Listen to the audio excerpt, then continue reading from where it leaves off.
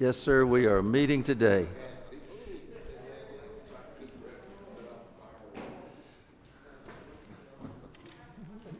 Representative Williams, you don't want to be talking about that too loud. The whole Capitol can hear.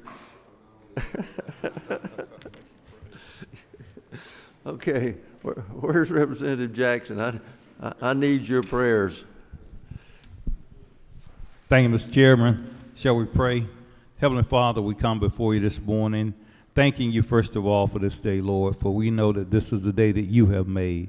And now, Lord, we ask your blessing upon the chairman, upon the leadership, Lord, upon all of us, Father, as we do the business on this crossover day. We need you more than ever right now, Lord, and we just ask for you to lead and guide us, give us wisdom, give us knowledge. In Jesus' name, amen. Thank you, sir. All right.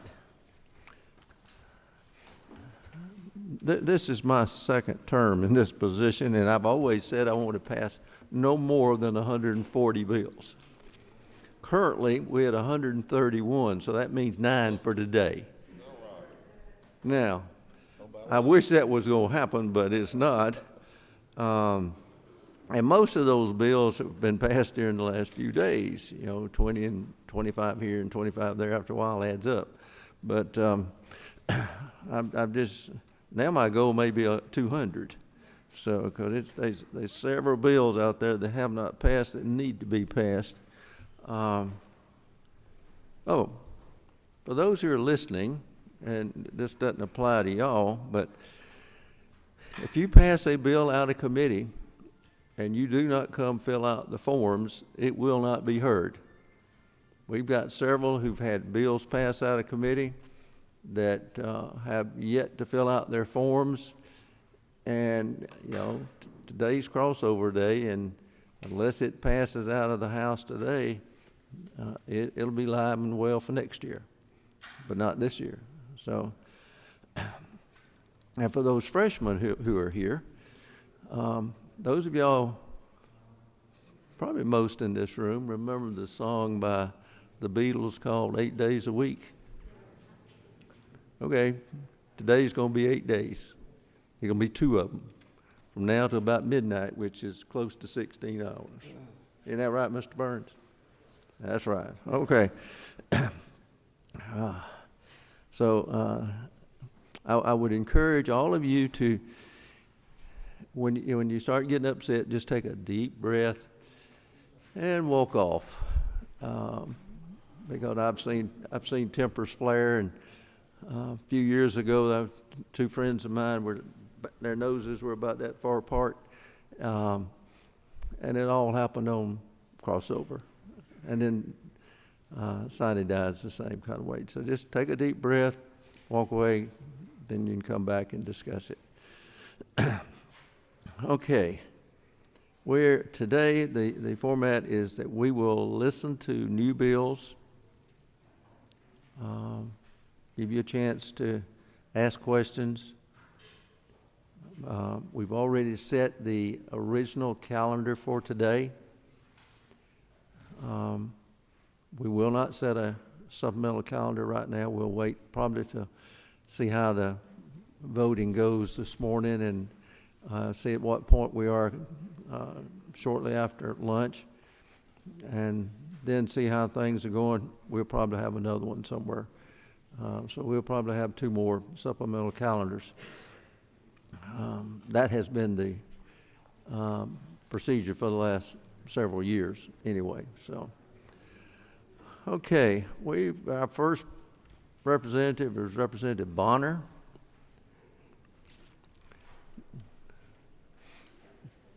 Now, I want to tell y'all something about him. Remember the other day that I said, I had a red pen and a green pen. If you ever had a red mark on it, it was probably dead. He brought me 2 green Sharpie pens today. And it just so happened that he had his 2 bill numbers written on a little card on it. I knew it'd be a long day for you, Mr. Chairman. I wanted to You're make sure exactly right, but we're going to have fun. Go ahead on House Bill 1 and House Bill 534. Yes, sir. Thank you, Mr. Chairman, members of the committee. House Bill 1 is on page 1. It's the first under modified structure rule. This is a First Amendment Protection Act. We'd actually passed this out last year, but did not get an opportunity to vote on it on the floor. But it does two things. It protects what students can say by ensuring that public universities and colleges do not ban any express activity while on campus, so long as that their conduct is lawful and does not disrupt the functionings of that college or university. It protects where they can speak by banning free speech zones or areas of campus that are designated for free speech, rather than all the commonly accessible areas of campus. And then secondly, it clarifies that universities can impose published reasonable time, place, and manner restrictions on speech that are content neutral and not directed towards any specific group. Those are the two components of the bill. Mr. Chairman, I'll stand for any questions. Anyone have any questions? Seeing none, you can do 534 now. Yes, sir. House Bill 534 is on page 2. It's towards the bottom under modified structure rule.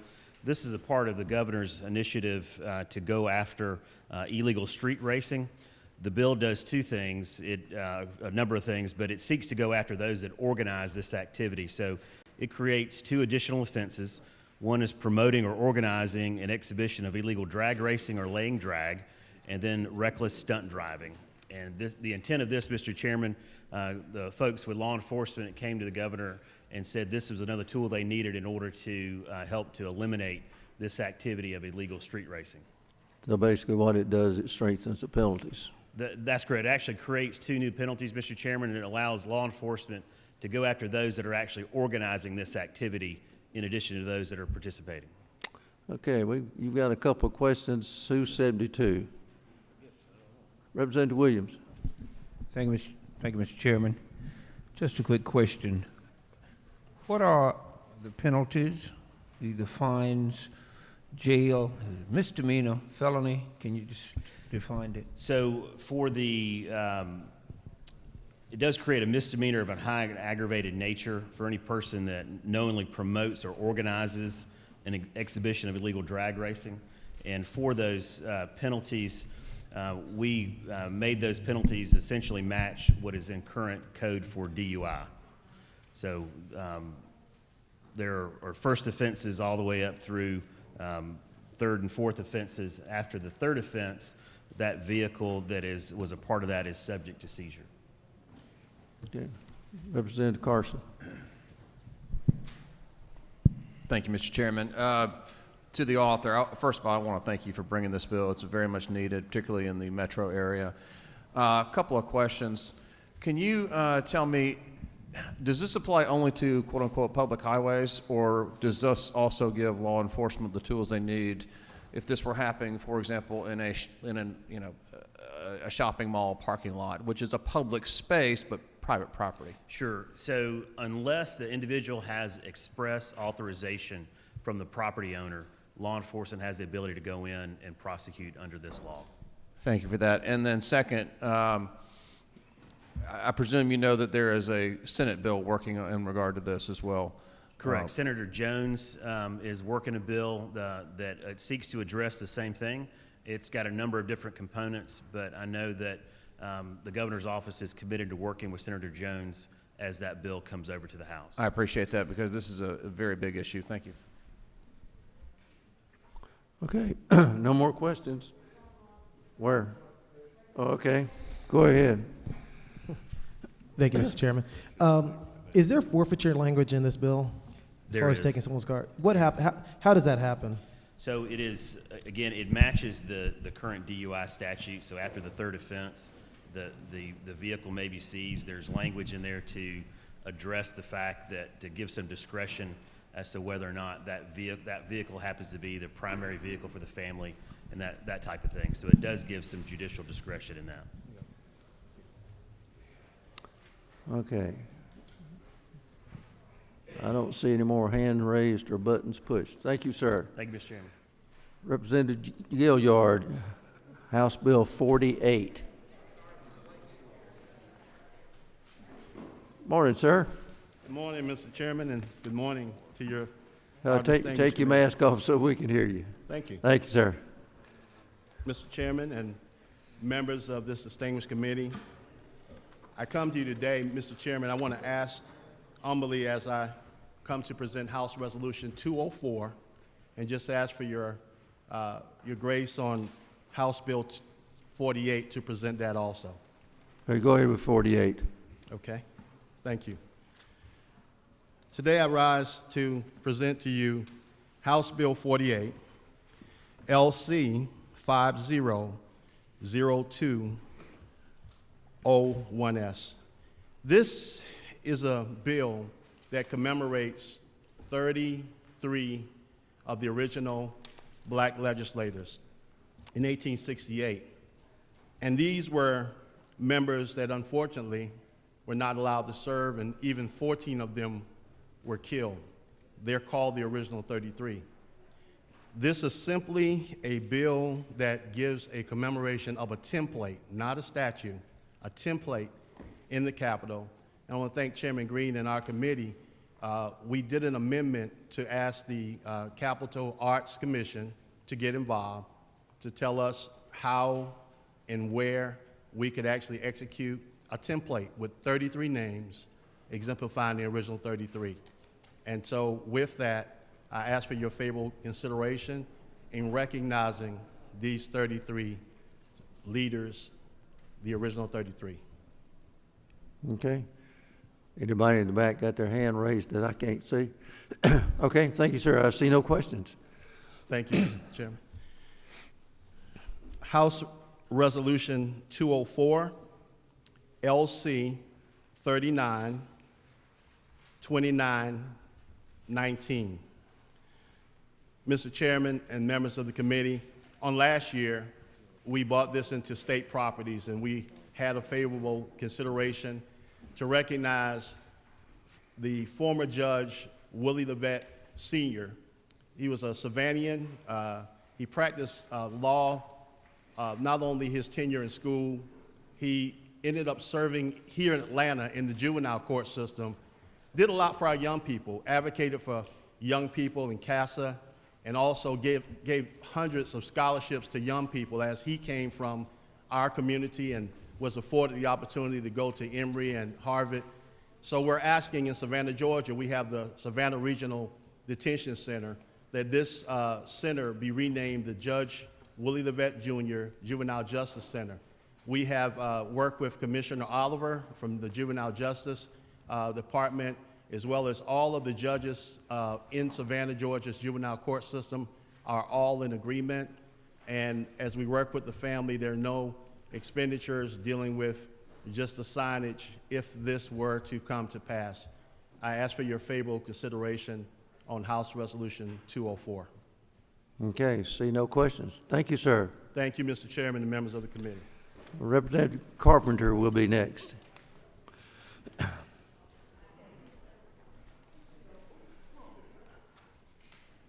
House Bill 120 and House Bill 562.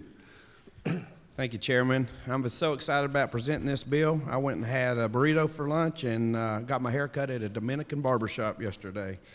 House Bill 120 would seek to allow DACA recipients in the state of Georgia to pay a rate that's similar to in-state tuition, or up to 110% of that. This bill would strictly apply to individuals that have graduated from a Georgia high school, received a Georgia GED, and have been in the state since 2013. It only applies to colleges that have capacity, and it will not apply to schools that are full. So they will not be taking other citizens' places at universities and colleges. It simply allows them to achieve better things and pay more in taxes. Okay, any questions? Yes, okay. Thank you, Mr. Chairman. Representative, is this patterned somewhat after the border waiver students, the tuition that we give to students from surrounding states that on average actually have lower GPAs than Georgia residents at those same colleges? I don't believe that's true of these students, but it is true of the border students. You are correct, and just some notes on these kids. 98% or 99% of these kids graduate from high school. 97% of these kids are either employed or in college, and 80% of them have been here 15 years or longer. So these are kids that we have educated through our K-12 system, and we're just saying let them pay a rate that they can afford so that they can go on and further their education and be productive members of society. So they would pay a rate similar to students that did not attend Georgia high schools and come from surrounding states with lower GPAs, lower graduation rate, and a lower in-college GPA than Georgia residents. You are correct. Thank you. Representative Hughley. Thank you, Mr. Chairman. Can you speak to why the age for them is 30 and not younger? No, this is just the cap on the top side. So it would be anybody from that's currently 30 or younger, they would be able to apply for this opportunity rate. Oh, I'm sorry. So it just caps it, just saying, look, I don't, if by the time folks are 30, they have kids, it's kind of hard to get back into school. Okay, thank you. House Bill 562. Absolutely. 562 is a simple bill. We passed it out of the House last year. It would basically give some protection to DFACS case managers while performing their duties. We had some issues around the state where folks were getting called into magistrate court with the warrants issued, and we're just saying allow these warrants to be reviewed by a probate judge or higher, similar to how we do with police officers and school teachers. Okay, see no questions. Thank you, sir. Thank you, guys. Have a great day. Representative Maynor, House Bill 138. Thank you, Chairman Smith. House Bill 138 allows local law enforcement agencies to post violent crimes at apartment buildings on their website. So the residents there, will know what's going on. Absolutely, yes. And I'd love your favorable consideration. Okay. All right, see no questions. Thank you, ma'am. Thank you. All right, Representative Douglas, House Bill 164. 164. Oh, I guess he's not here. Okay, Representative Gaines. Thank you, Mr. Chairman. House Bill 231 would extend temporary protective order civil relief to victims of domestic violence and dating relationships. Run that by me again. I couldn't hear you. Sorry. House Bill 231 would extend temporary protective order civil relief to victims of domestic violence and dating relationships. Okay. See no questions. Thank you. Oh, hold on.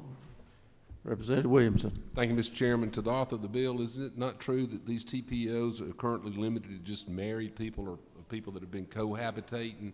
And this, in fact, many people in dating relationships, the young, more often than not, there's a lot of trauma and abuse by the females, and this would give the flexibility to protect these young women. Is that not true? That is true. Thank you. Okay, no more questions. Thank you, sir. Thank you. Did Representative Douglas come in? Okay. Representative Saines, is he here? He was running a little late. Okay, Saines is not here. Okay, Representative Jones, House Bill 389.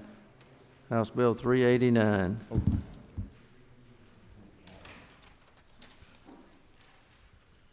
Good morning, Mr. Chairman. I'm here this morning to present the substitute to House Bill 389 LC 364746S. Would you like me to go through it real quick? Yes, sir. This is a couple of things that this bill is doing. For those of you in business, you know that there is possibly a classification issue within the state of Georgia, meaning between the classification of a W-2 and a 1099. Currently, in Section 1A of the statute, it tends to be very broad. So what we did was we put 7 sub-bullets off of the Sky King case out of the Georgia Appellate Court to basically tighten that up a bit so that we didn't create such a wide berth. We then asked the commissioner to basically take the totality of those 7 as opposed to giving the commissioner such a wide berth and latitude in terms of the determination.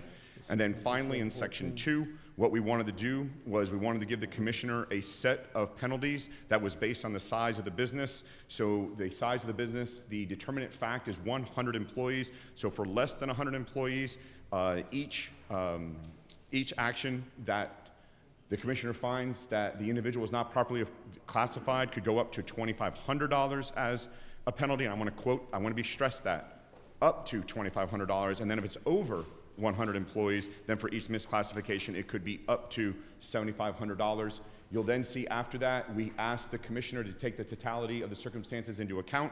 We understand, especially for small businesses, that the classification of employees tends to be a little bit difficult. So we hope for those mom and pops, the first or second time might be a slap on the wrist. Whereas if it's your 10th time, it's clear that there's a pattern there, and we would expect the commissioner to go a bit up on the penalty scale. Okay. See no questions. Thank you, sir. Thank you. Representative Reeves, House Bill 479. Morning, sir.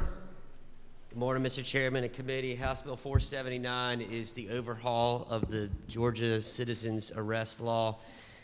It takes away the generic right for a private person to commit an arrest upon an individual, and it patches in other common sense areas where the right to detain somebody is appropriate under circumstances. I'll be happy to stand for questions.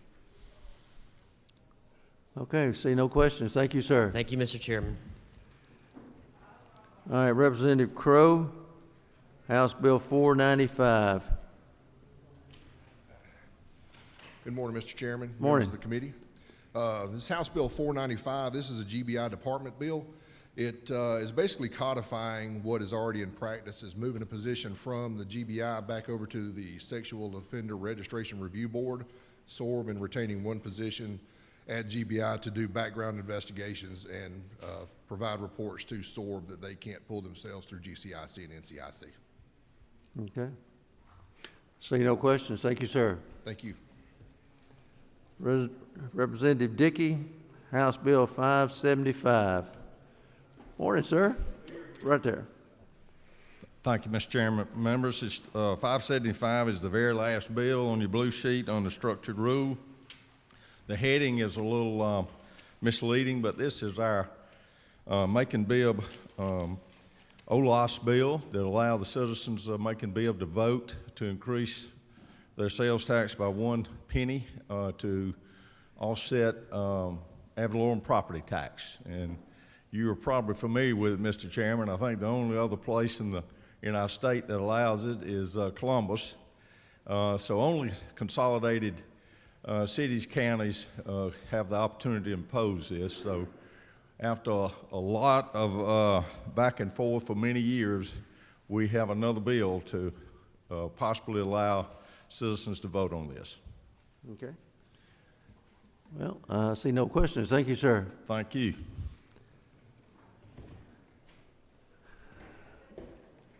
Representative Chokas, House Bill 631.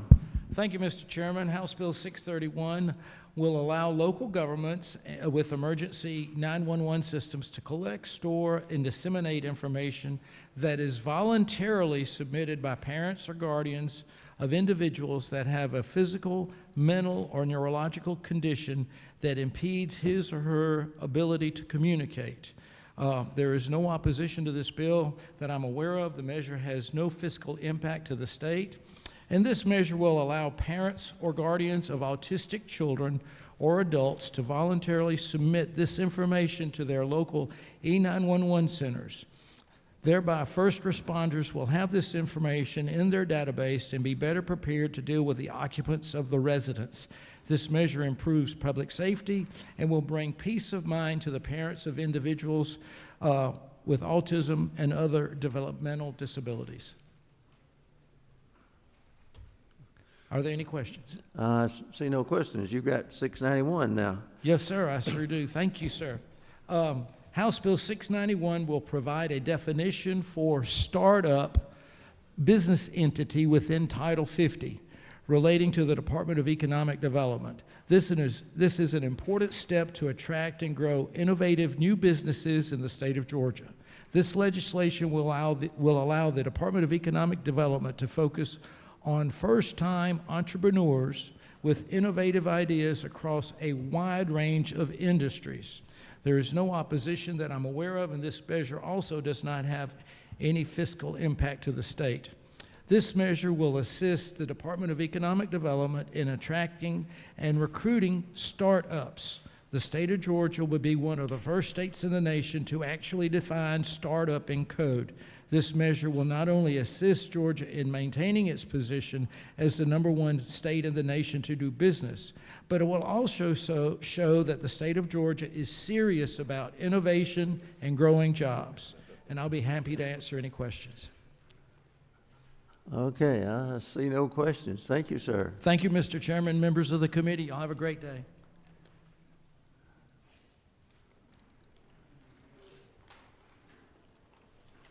Representative Yarda.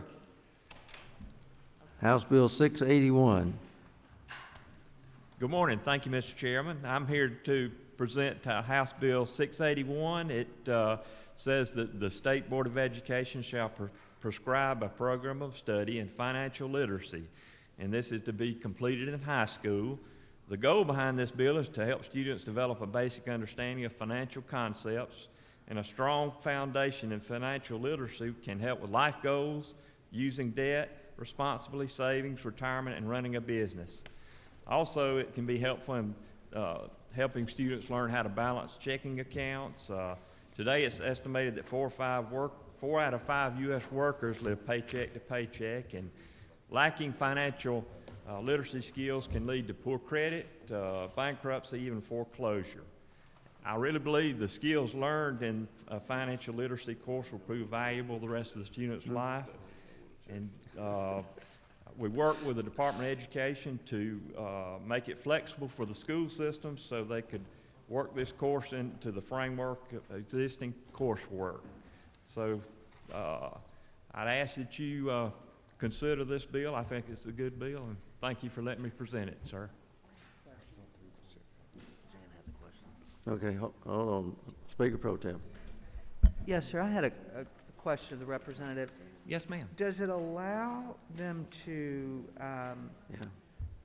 substitute this for economics?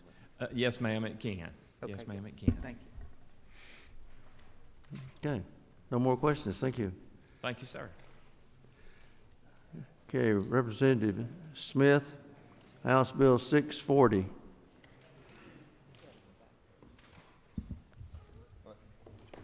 Thank you, sir. Welcome. Morning, Mr. Chairman. Good to see everybody out this morning. I bring to the Rules Committee HB 640, Committee Sub LC 392990S.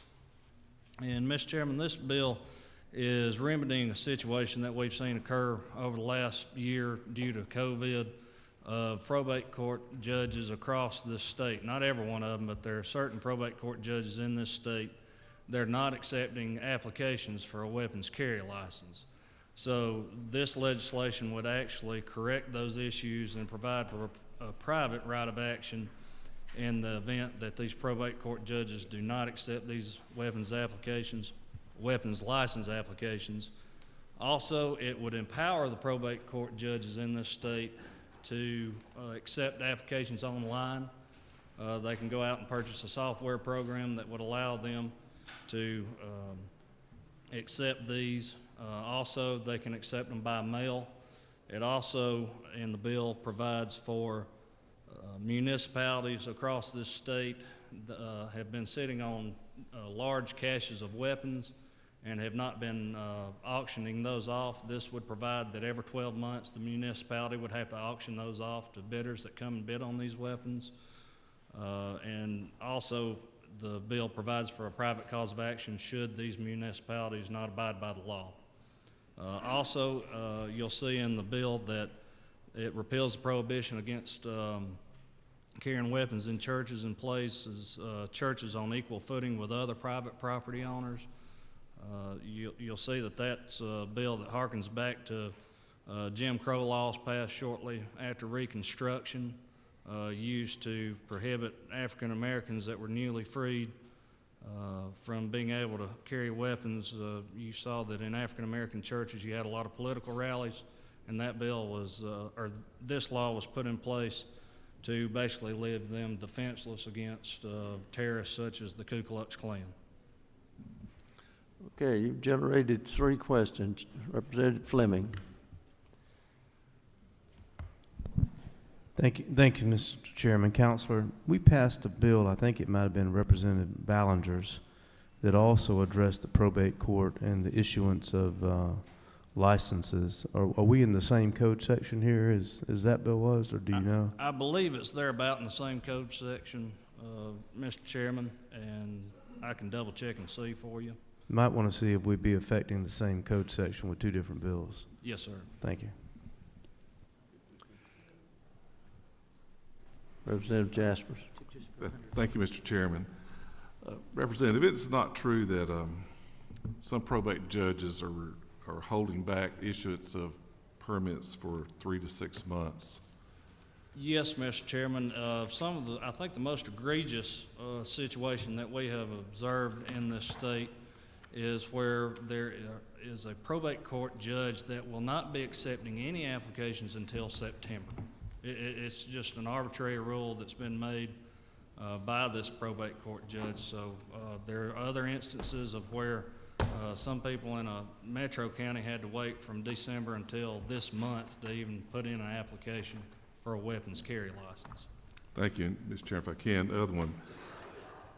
When we we put churches in the aspect of being private property, does it, from the bill as it stands, it will stand, does it increase or decrease the penalty on a Georgian that carries illegal in a church? So it would actually increase that penalty to a full-fledged misdemeanor. I believe the code section concerning the penalty actually states that it's a $100 fine currently.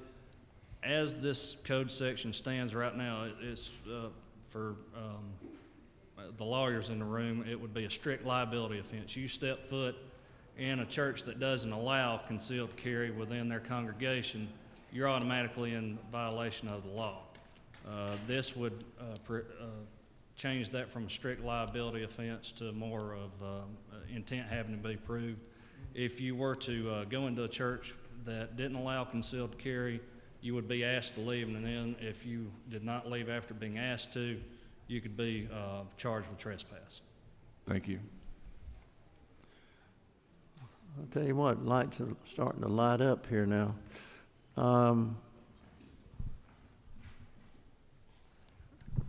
Representative Powell. Thank you, Mr. Chairman.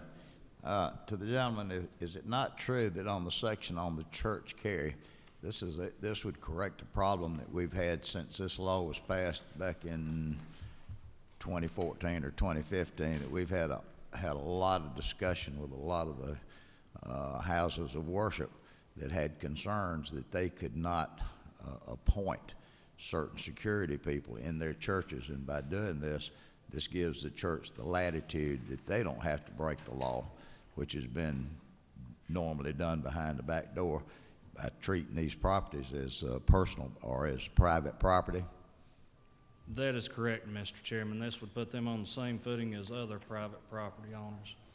Is it not further true that the language that was crafted in here to deal with the probate judges and the issuance of a legitimate concealed weapons permit, that they've been inundated not only but by the virus but by the numbers of applications, and that the language in here is good for the Second Amendment rights of people, plus it gives them the latitude to try to work through this so that then they can get caught up at some point? That is correct, Mr. Chairman. That's part of why it was included in this legislation, to allow them to accept applications for weapons carry permits online and by mail. Is it not true that this is a good bill that does an awful lot of cleanup that's been left undone for the last several years? Yes, Mr. Chairman, thanks to yourself and Chairman Jaspers. Okay, and number 72, Representative Williams. Thank you, Mr. Chairman. Representative Allen cleared up one point, because my experience has been there were no nefarious reasons down my way. It's just that they were overwhelmed. When Walmart runs out of bullets, a lot of people are buying something. So, but my big question is, if I might, on the church carry, what if a church does not have what we've talked about in the past, a sign that says no weapons allowed, and a person comes in You know, where do we stand on that?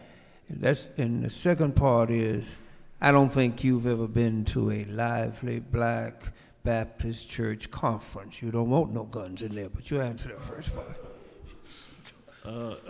Thank you for the question, Representative. So basically, when this bill passed back in, I believe it was 2014 or 2015, I was legislative aide here to a couple of reps.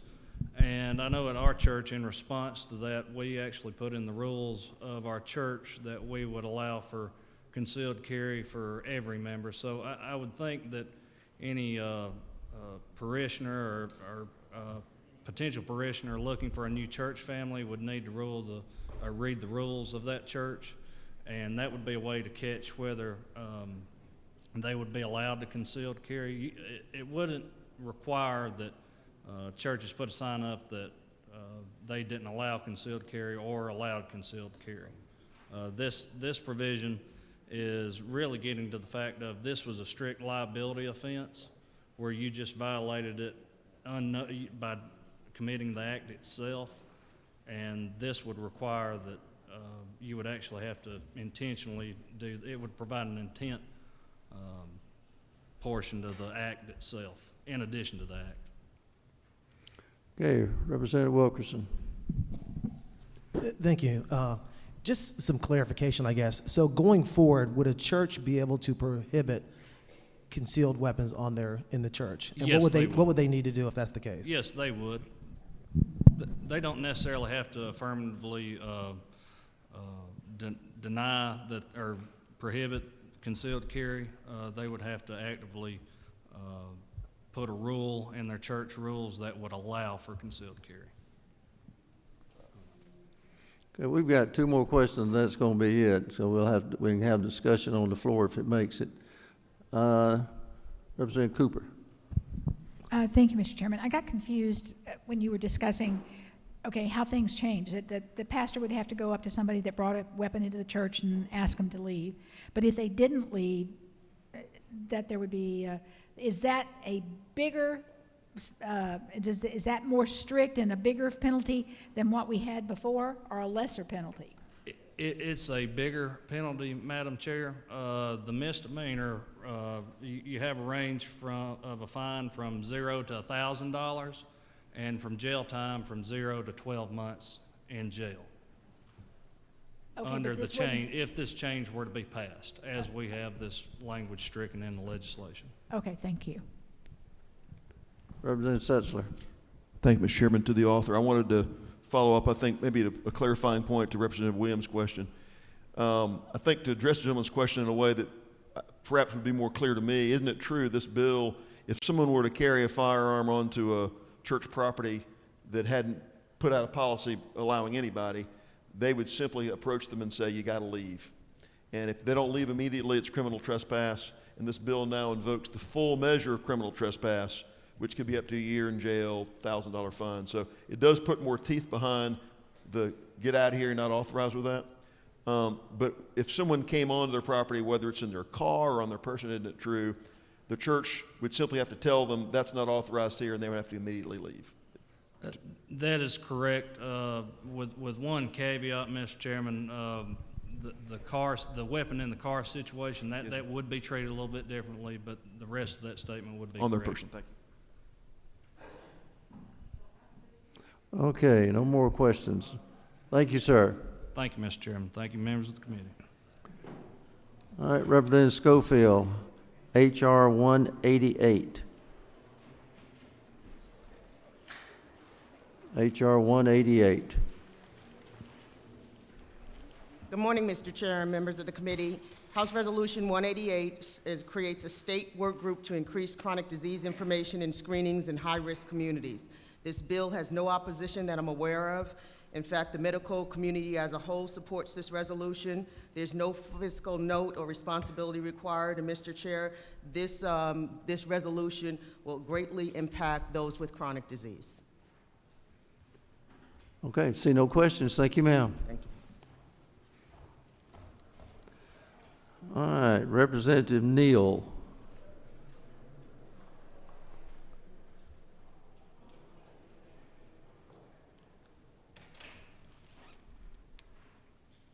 Good morning. Good morning. Good morning. Thank you. Thank you to the chairman committee.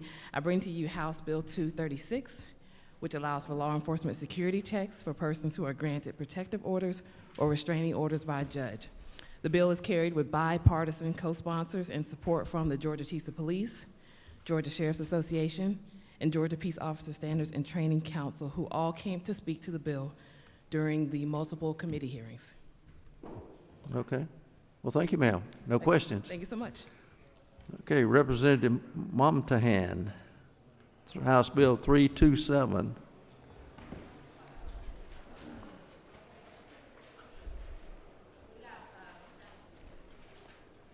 Morning, sir. Good morning. How y'all doing? We're good. Okay. Just living the dream. It's Hey, you and me both. Better than I deserve. That is for sure. Okay, so today, Mr. Chairman, I have House Bill 327. So this legislation addresses a serious and growing problem throughout the entire state of Georgia. It doesn't matter where you live or shop, urban, suburban, rural. This activity happens, and it's devastating to stores and jobs and customers. It does not matter what size retailer you are.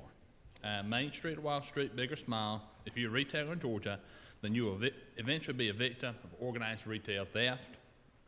This legislation has been many years in the making, and what it does is it holds merchants who purchase gift cards for cash on the secondary market to the same standard that we currently hold pawn shops. Allows some nullo contendere pleas to count as convictions for the purpose of misdemeanor aggregation of crimes, and it creates a new offense of organized retail theft. And with that is the bill. okay. Well, I see no questions. Thank you, sir. Thank you, Mr. Chairman. Always a pleasure.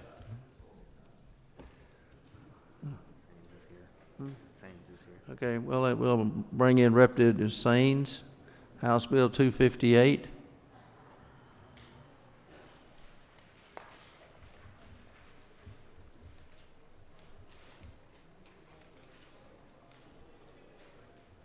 Morning, sir. Good morning, Mr. Chairman. Did you have a long drive up this morning? It was long, but I was happy to do it after 10 days of being by myself. Yeah, you mean that's not good company? It didn't. I didn't find it to be very okay. hospitable. Members of committee, I have LC 280256 to present. If the chair. Go ahead. It's a very short bill. It adds two provisions to sexual battery and aggravated sexual battery. It allows for those, in circumstances when the victim is under the age of 16, the Supreme Court decided in State v. Williams that it was required to be placed in text that the consent of a victim under 16 is not a defense. So that is what it adds. It simply adds that under the age of 16, the conduct for purpose for sexual arousal on the part of the alleged offender or alleged victim, consent of the alleged victim shall not be a defense for prosecution. Okay, see no questions. Thank you, sir. Thank you, Mr. Chairman. But you're saying you are not good company, huh? Not compared to the fine folks here. Okay.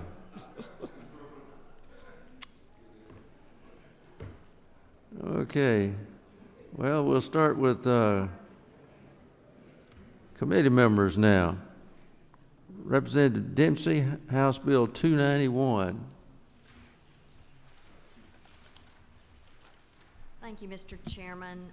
House Bill 291 is simply an extension of allowing one more school, most likely just one, to avail their students of the tuition equalization grant. In the 2011 legislative session, we passed a measure that was very tight to create an opportunity for our private colleges and universities to have some tuition relief for their students.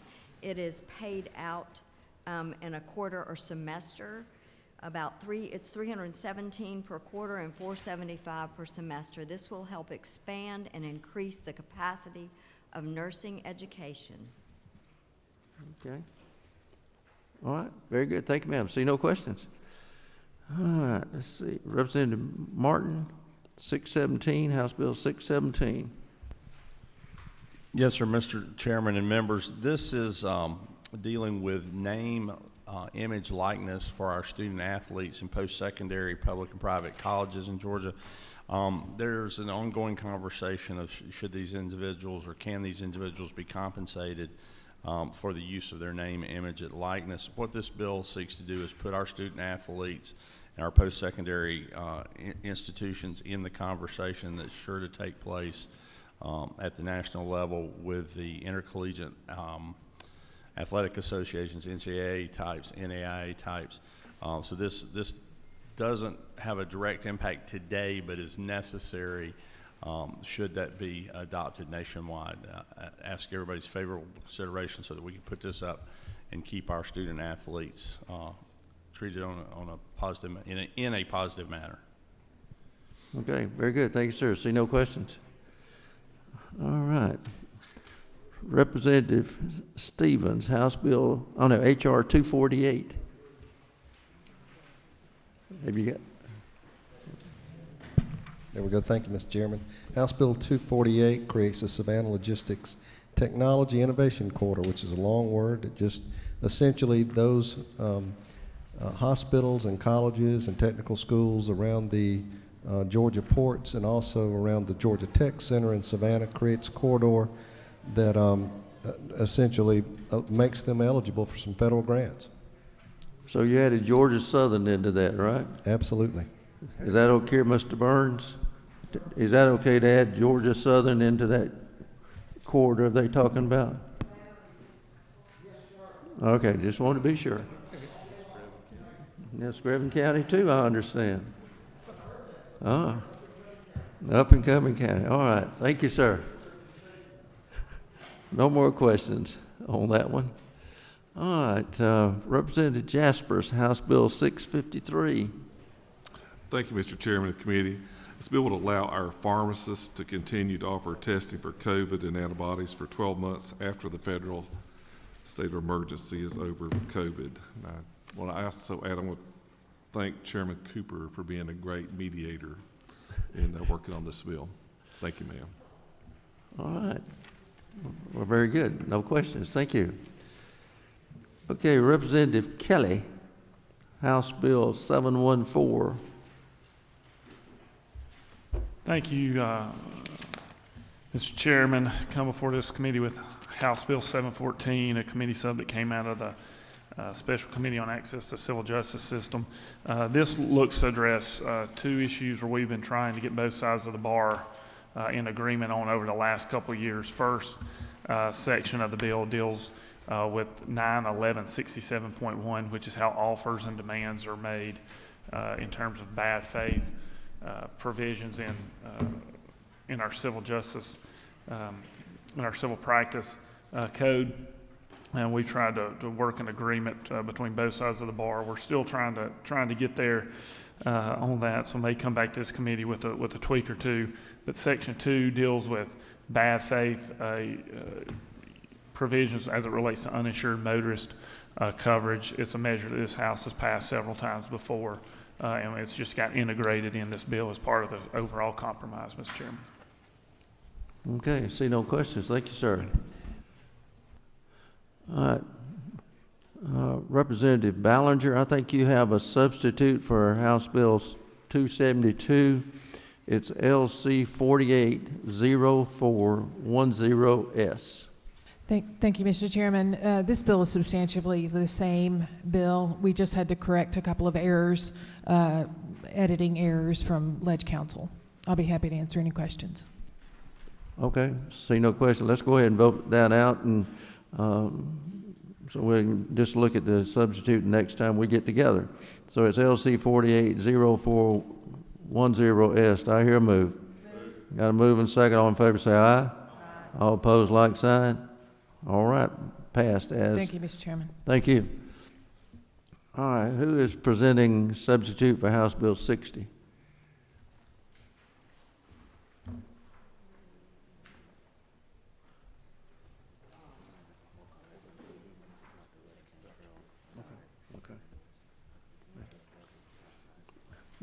Okay, well, we'll hold on that one to our next, or our first supplemental calendar for today. Okay, Representative Douglas is outside. He has House Bill 164. Morning, sir. Good morning, Mr. Chairman. Sorry for my tardiness. Got a lot going on this morning. A lot of local people, one of my commissioners. Now, wait just a minute. Okay. There's a lot going on, but I'll tell you, that there was somebody who made an appointment with the Rules Chairman this morning at 8 o'clock. Didn't show up till 10 after. He had about 1 minute of my time. You don't come late here. You see these people out here? Yes, sir. You need their vote. Yes, sir. You want to take that mask off so I can hear you too.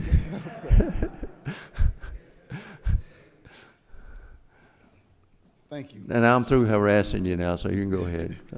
That's okay. I'm used to it. I understand. I am too. Well, thank you for your time. I have a great bipartisan bill to help our citizens locally that's been coming through this transition as we get through this pandemic, on helping them on their prescription drugs, just for individuals, not for groups. They'll save them 80% at the counters. That's the gist of the bill, plain and simple. Okay. Very good. I see no questions. Thank you, Mr. Chairman. Thank you, sir. It won't happen again. Won't happen. Okay. I get told that a lot, but it never happens that way. Okay. We have gone through all the bills that are being requested.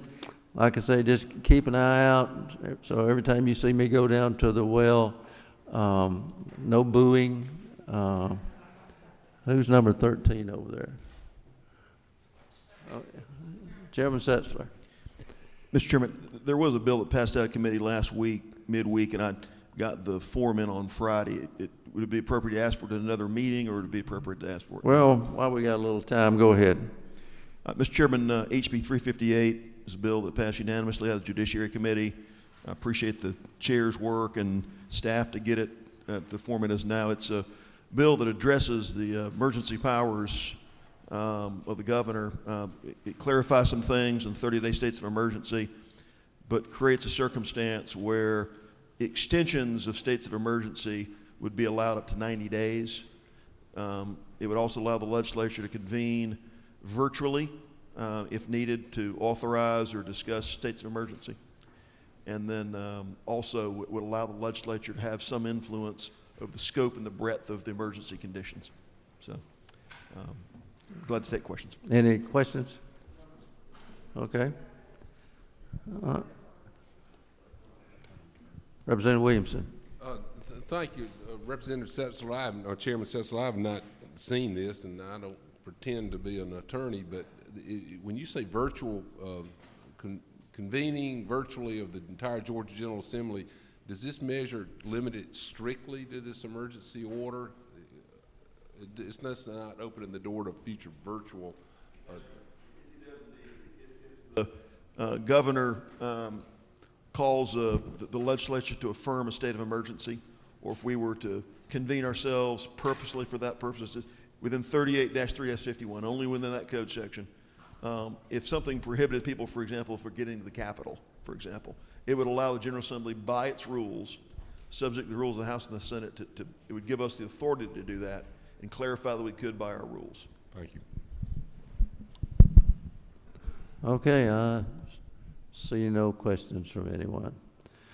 All right, that's the last bill that we've got to hear.